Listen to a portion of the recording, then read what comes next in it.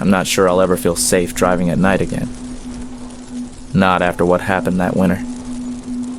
It was late, probably close to midnight, when I finally clocked out of my shift. The office was empty, just me locking up, the only sound being the hum of the vending machine in the corner. Outside, the world was silent, blanketed in thick snow. The streets were untouched, the streetlights casting a dim yellow glow over the white-covered pavement. I sighed as I brushed the snow off my windshield, my breath fogging in the freezing air. The drive home was going to be slow.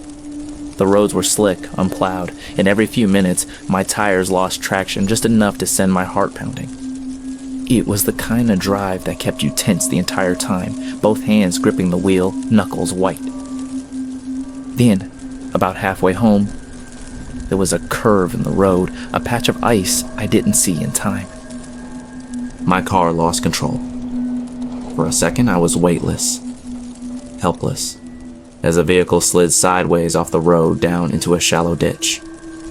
The impact wasn't violent, but it was enough to sink my car into the snowbank, tilting at an awkward angle. I cursed under my breath. No way was I getting out of this on my own.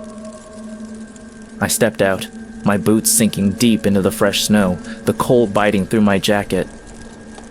Just as I pulled my phone out to call for a tow, headlights appeared in the distance, getting closer.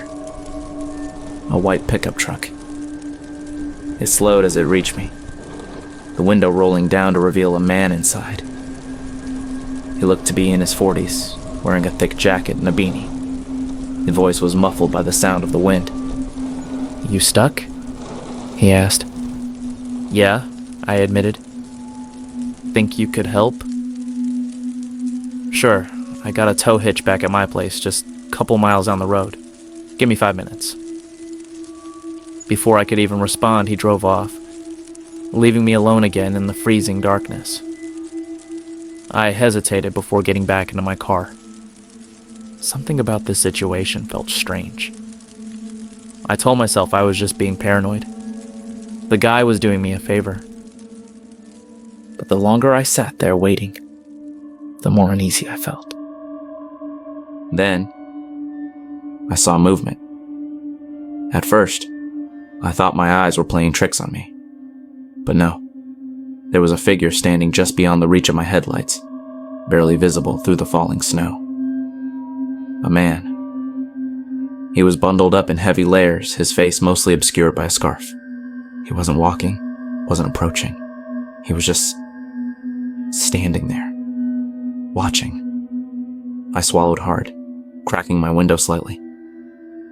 "Hey, you okay?" No response. I felt my pulse quicken. Something about him made my stomach twist.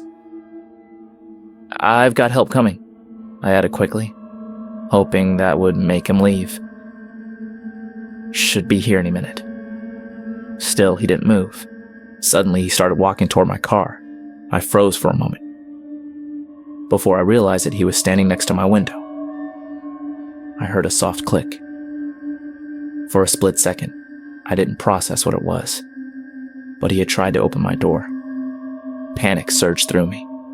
I scrambled to roll up the window, but before I could, his arm shot through the gap, fingers fumbling with the lock.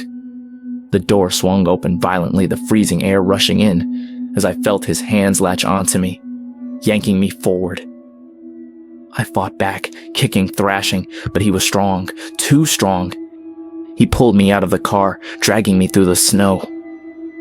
I clawed at his hands, twisting, desperate, but he barely reacted, his grip tightening.